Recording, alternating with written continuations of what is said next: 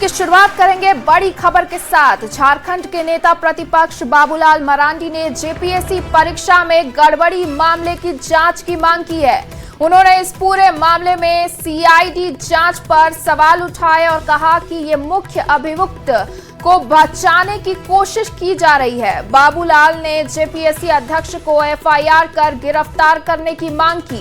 उन्होंने आरोप लगाया कि जेपीएससी पीटी में 5 लाख, मेंस में 25 लाख और साक्षात्कार में 10 लाख देने का पड़ता है। उन्होंने कहा कि सीआईडी के माध्यम से जांच को प्रभावित करने की कोशिश की जा रही है।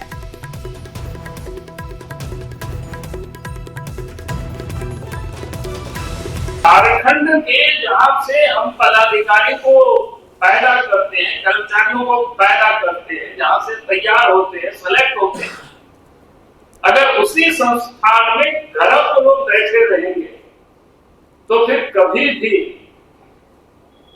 झारखंड का भविष्य नहीं सुधर सकता है। और इसीलिए हम सरकार से मांग करते हैं कि आप पूरे मामले को आप सीबीआई से जांच कराइए, क्योंकि राज्य की ये जो सीआईडी उनके सरकार के मतहत काम करते हैं और वे लोग बिल्कुल कठपुतली की तरह रहते हैं। मतलब है कि सरकार ही गड़बड़ करवा रही है, और सरकार गड़बड़ करवा रही है, मैंने सरकार मतलब मुख्यमंत्री होते हैं और क्या। अगर वो अपने को कहते हैं हम अभियुक्त नहीं है, हम गड़बड़ी में कहीं शामिल नहीं है, तो पूरे मामले को सीबीआई से जांच कराइए। सीआईडी जांच का क्या फल निकलता है, क्या तुमके त्याग पत्र देने से क्या होता है।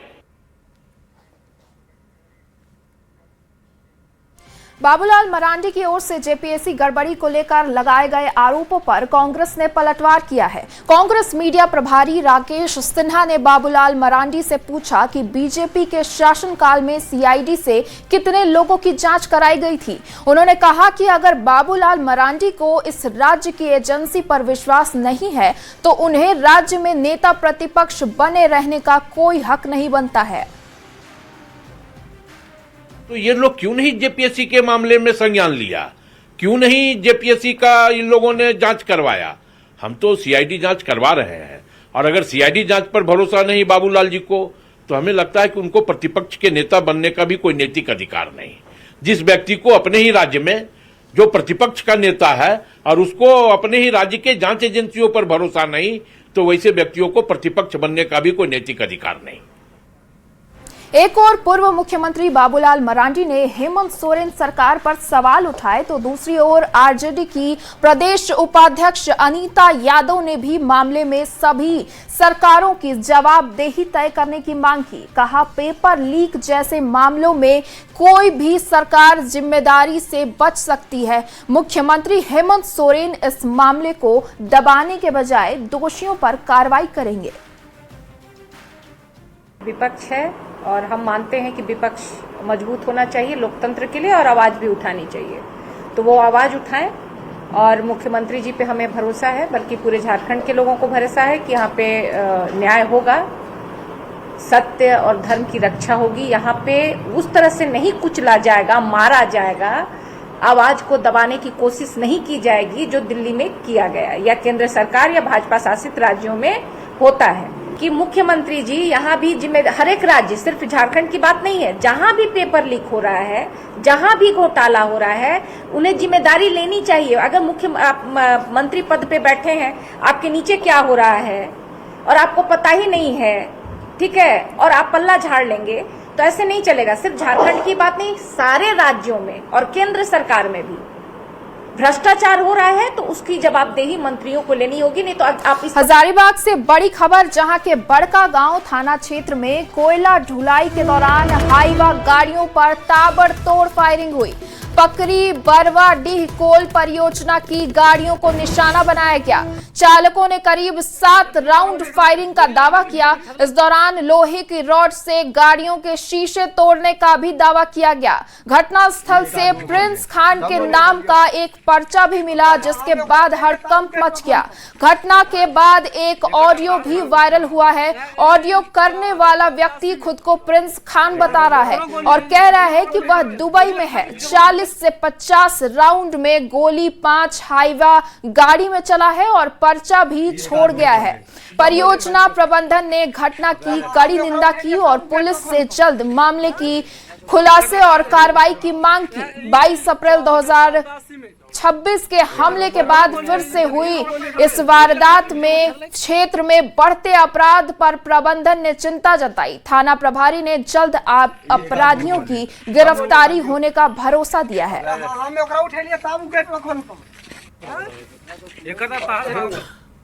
खबर सरायकेला से है, जहां चांडिल थाना क्षेत्र के NH-33 गोल चक्कर के पास पेट्रोल टैंकर में आग लग गई। सूचना मिलते ही मौके पर दमकल की गाड़ी पहुंची और कड़ी मशक्कत के बाद आग पर काबू पाया गया, जिससे बड़ा हादसा होते होते टल गया। राहत की बात रही कि समय रहते आग पर काबू पाया गया है, नहीं तो पेट्रोल टंकी में आग लगते ही एक बड़ा धमाका होता। शॉर्ट सर्किट से आग लगने की आशंका जताई जा रही है कि टैंकर में हमारे यहाँ आग लगी हुई है। इसे सूचना पाकर हम लोग फौरन आए, 2 यूनिट, और उसका आग को पूर्ण रूप से हम लोग काबू कर रहे। अभी आग खतरा से बाहर है।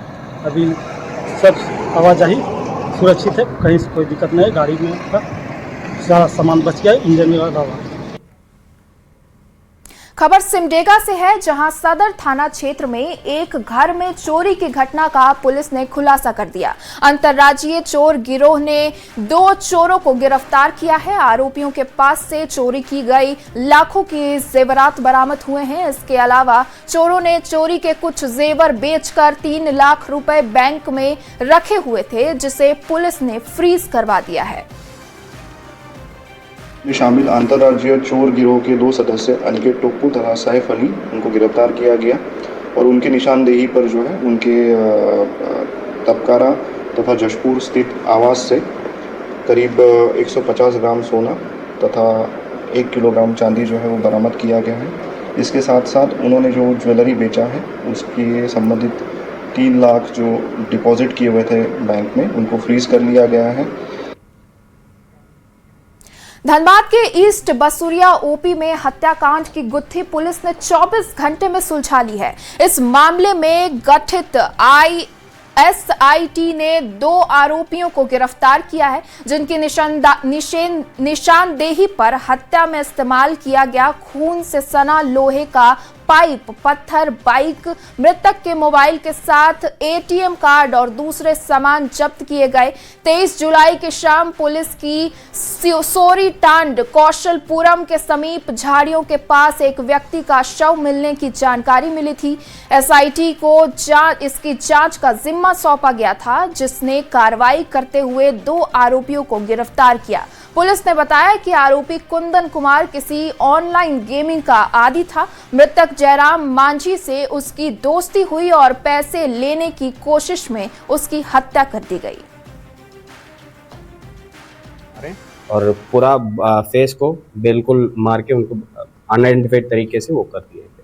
और अक्यूज लोगों का मोबाइल फोन और घटना के समय में इन लोगों के द्वारा यूज किया गया मोटरसाइकिल भी बरामद हुआ। जहाँ जहाँ से हमको इनपुट आ रहा है वहाँ तुरंत रेड हो रहा है। और ऑनलाइन गेमिंग ऐसा चीज़ है कि उन लोगों को जब इनपुट सटीक हो जाता है तभी अलॉन्ग विथ एविडेंस पकड़ सकते हैं। खबर धनबाद से है, जहां के पाथरडीह थाना क्षेत्र में एक दिल दहला देने वाली घटना सामने आई है, जहां के चास नाला प्रोजेक्ट में कार्यरत कर्मी आसिफ जावेद को कार चालक ने टक्कर मार दी। पहले सड़क हादसा लग रहा था, लेकिन घटना का CCTV फुटेज और पीड़ित के बयान के बाद ये पूरा मामला जानलेवा हमला निकला। घटना में कर्मी गंभीर रूप से घायल हो गया है, जिसे सेल अस्पताल में इलाज के बाद BGH बोकारो रेफर कर दिया गया। BGH में नाजुक स्थिति के कारण रांची मेदांता रेफर कर दिया गया। पीड़ित की पत्नी ने पाथरडीह थाने में नामजद शिकायत दर्ज कराई है। फिलहाल पुलिस मामले की जांच में जुटी है। उतना स्पीड से काम हुआ ना, हम यहाँ पर घूम रहे थे, उठाए उसको। अच्छा, जो आदमी को धक्का लगा वो आदमी कौन गाड़ी से था? वो गाड़ी में पैदल था। मेरे पति नमाज पढ़ने गए, तो खाना वाना खा के 2 बजे ड्यूटी के लिए निकल गए। उसके बाद 4:30 बजे फ़ोन आया, जैसे आपको हस्बैंड का एक्सीडेंट हो गया है, मेरे पति का मोबाइल से। तो पति ने आपको कुछ बताया था? जी सब बोले थे, से 2 आदमी हमको मार दिए। कौन कौन 2 आदमी थे? वीरेंद्र एक नाम बोल रहे, एक इशारा से उसका नाम बता नहीं पा रहे। खबर देवघर से है, जहां पुलिस ने फर्जी साइबर पुलिस बनकर लोगों को ठगने वाले और लोगों के घर छापेमारी करने वाले गिरोह का खुलासा किया। पुलिस ने इस दौरान 10 अपराधियों को गिरफ्तार किया। देवघर एसपी के निर्देश पर एक अवैध निर्माणाधीन मकान में छापेमारी की गई। यहां से पुलिस ने गिरोह के 10 सदस्यों को गिरफ्तार किया। छापेमारी के दौरान अपराधियों के पास से एक देसी कट्टा, 4 जिंदा कारतूस, एक मैगजीन जब्त किया। पूछताछ में गिरफ्तार आरोपियों ने अपना गुनाह स्वीकार किया और बताया कि वो पुलिस की वर्दी पहनकर खुद को साइबर पुलिस बताते थे और साइबर अपराधियों का अन्य लोगों के घरों में छापेमारी का झांसा देकर लूटपाट की घटनाओं को अंजाम देते थे।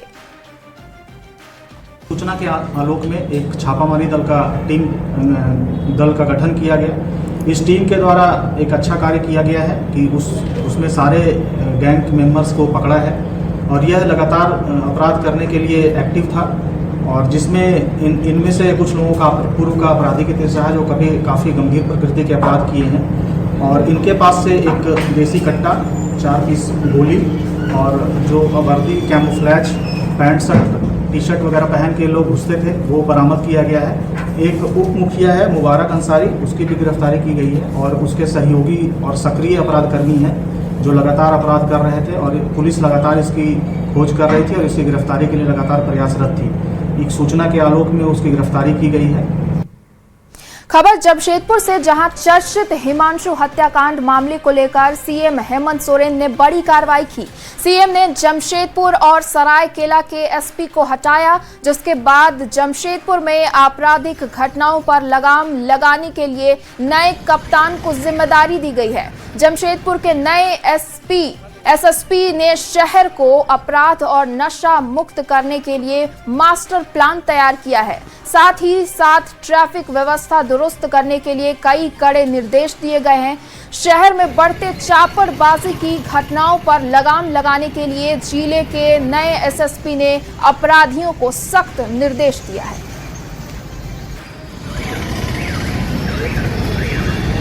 और हम यहाँ जब से 1 जुलाई से आया हूँ, मैं लगातार फील्ड में भ्रमण कर रहा हूँ, पब्लिक से मिल रहा हूँ, उनका फीडबैक ले रहा हूँ, पत्रकार बंधु से मिल रहा हूँ, उनका भी फीडबैक ले रहा हूँ और हर तरीके से कोशिश कर रहा हूँ कि शहर में, जो कि एक अच्छा शहर है, खूबसूरत शहर है, इसको और अमन चैन है और बढ़िया कैसे इसको किया जाए। इसमें पुलिसिंग बहुत इंपॉर्टेंट है। इसको लेके मैंने थाना प्रभारी, DSP, city SP, rural SP के साथ लगातार बैठकें की और आवश्यक दिशा निर्देश दिया गया। जैसा कि अभी हम लोग एक QR कोड सिस्टम पे बीट पुलिसिंग स्टार्ट करने वाले हैं, इस मंथ के एंड तक वो रोल आउट हो जाएगा। उस पर अभी वर्कशॉप चल रहा है, सभी को ट्रेनिंग दी जा रही है कैसे उसमें अटेंडेंस लगाना है, कैसे सेल्फी लेना। पुलिस उसमें सेल्फी लेके अटेंडेंस लगाएगी ताकि पुलिस प्रेजेंस हर जगह बनी रहे और उसको टाइमिंग दिया जाएगा कि जिस समय पीक आवर्स होता है उसमें जाके वहाँ अटेंडेंस लगा। इसी तरह लगातार छापामारी चल रहा है कि जो गुटबाजी होता है, अड्डेबाजी, उस जगह पे हमारे डीएसपी, थाना प्रभारी समय निकल के उन जगह पे उसको खदेड़ रहे हैं जहाँ पे गुटबाजी, अड्डाबाजी, इस तरह की जगह बनते हैं। खबर जमशेदपुर से, जहां के डिमना डैम के पास स्थित प्रतिबंधित तालाब में एमजीएम अस्पताल के 2 जूनियर डॉक्टरों की डूबने से हुई मौत के मामले ने अब नया मोड़ ले लिया है। मृतक डॉक्टर सक्षम सिंह और समीर लाल के परिजनों ने दोनों की हत्या की आशंका जताई है। उन्होंने बोड़ाम थाना में लिखित आवेदन सौंपकर हत्या का मामला दर्ज करने तथा पूरे घटनाक्रम की निष्पक्ष और वैज्ञानिक तरीके से जांच कराने की मांग की है। परिजनों का आरोप है कि घटना के समक्ष मौजूद जूनियर डॉक्टर यश के बयान बार बार बदल रहे हैं, जिससे पूरे मामले पर संदेह गहरा गया है। उनका कहना है कि शुरुआत में डॉक्टर यश ने बताया था कि सक्षम सिंह का मोबाइल तालाब में गिर गया था, जिसे निकालने के प्रयास में दोनों डॉक्टर पानी में उतरे थे। लेकिन जब शव बरामद हुए तब सक्षम सिंह का मोबाइल उनकी जेब से मिला, जिससे पहले दिए गए बयान पर सवाल उठ रहे हैं। खबर गिरिडीह से, जहां के जमुआ प्रखंड के काजी मगहा गांव में एक कच्चा मकान अचानक भरभरा कर गिर गया। हादसे में घर के अंदर मौजूद बुजुर्ग महिला मलबे से दबकर गंभीर रूप से घायल हो गई। घटना के बाद स्थानीय ग्रामीणों और माले नेता की मदद से महिला को बाहर निकाला गया और तुरंत सामुदायिक स्वास्थ्य केंद्र जमुआ पहुंचाया। घटना के बाद माले नेता ने स्वास्थ्य व्यवस्था पर सवाल उठाए और समय पर डॉक्टर उपलब्ध नहीं होने का आरोप लगाया। उन्होंने इस हादसे के लिए सरकार, स्थानीय विधायक और सांसद को जिम्मेदार ठहराया।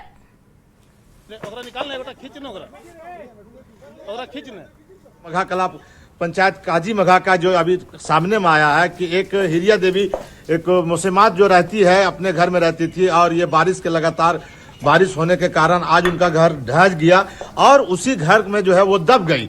खैर हुआ कि वहां के ग्रामीण जब वहां पे दौड़ के आए तो उसको जो है घर को उठाकर उनको किसी प्रकार से निकाला गया और निकाल के लाके अभी हम लोग यहाँ सदर अस्पताल जमुआ लाए हैं। और लाने के बाद या इनका जो है व्यवस्था तो आप देखिए सदर अस्पताल का कि 1 घंटा हो जाने के बाद भी जो है किसी प्रकार का यहाँ कोई इलाज से जो है अभी तक जो है पेशेंट वंचित है। ना यहाँ पे डॉक्टर है, हम 1 घंटा से यहाँ के प्रभारी को भी खोज रहे, तलाश रहे, ना प्रभारी है, ना यहाँ पे जो है कोई डॉक्टर है, ना उनको कोई देखने वाला है। खूंटी के तोरपा रेफरल अस्पताल का पुराना भवन काफी जर्जर हाल में है। 4 दिनों के अंदर 2 बार अस्पताल के छत का प्लास्टर उखड़कर गिरने की घटना हुई है और दोनों बार हादसा टला है। पहली बार 22 जुलाई को जनरल वार्ड का छत बेड से गिर गया था, लेकिन संयोग से घटना के समय बेड में कोई मरीज इलाजरत नहीं था। दूसरी बार कल अस्पताल के नवजात शिशु स्थिरीकरण इकाई में छत का प्लास्टर का बड़ा हिस्सा अचानक उखड़कर फर्श में गिरा।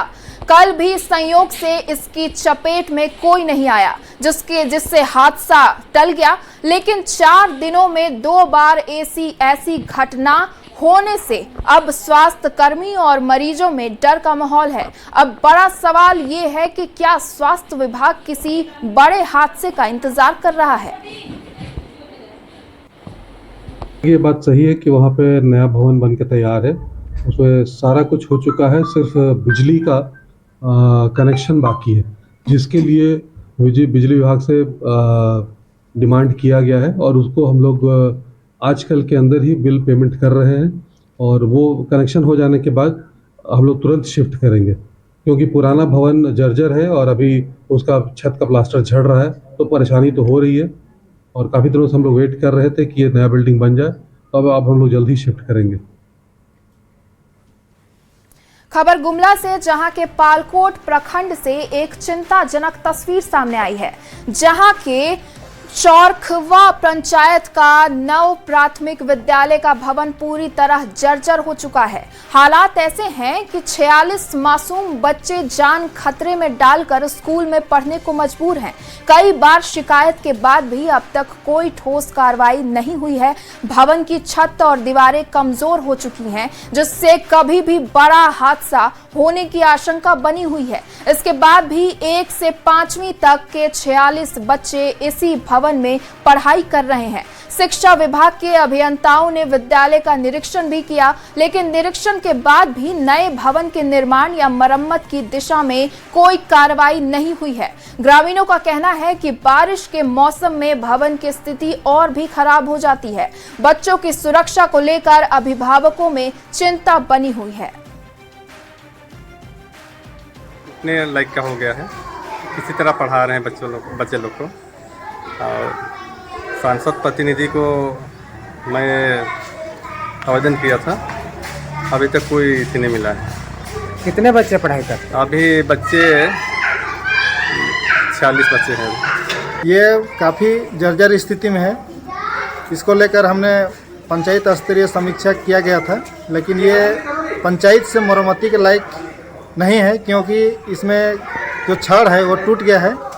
और इसको लेकर हमने जिला के जो इंजीनियर हैं साहब आए थे, हम लोग का जो बिसला पानी है और जलरेगा है उसका स्कूल का सर्वे करने, तो साथ साथ हमने उनको चौरबिंधा भी दिखाया था। उन लोगों का जो टीम था वो सर्वे करके गए थे, लेकिन अभी तक तो ऐसा कोई जवाब नहीं है सरकार तरफ से। और उम्मीद यही करते हैं कि इसमें बच्चों का सवाल है तो इसमें नवा भवन दिया जा सकता है। और इस पर बड़ा सवाल ये है, न्यूज 18 के सुलगते सवाल हैं कि शिकायतों के बाद भी कार्रवाई क्यों नहीं हुई? किसी हादसे का इंतजार कर रहा है विभाग? बारिश में बच्चों की सुरक्षा की जिम्मेदारी किसकी है? बच्चों की जान से खिलवाड़ कब तक? जिम्मेदार अधिकारी कार्रवाई से क्यों बच रहे हैं? हादसा हुआ तो जिम्मेदारी कौन लेगा?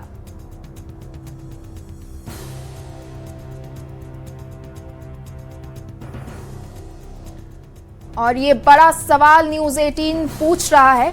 न्यूज 18 के सुलगते सवाल हैं कि शिकायतों के बाद भी कार्रवाई क्यों नहीं हुई?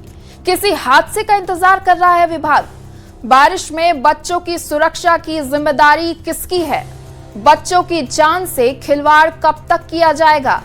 जिम्मेदार अधिकारियों पर कार्रवाई क्यों नहीं की जा रही है?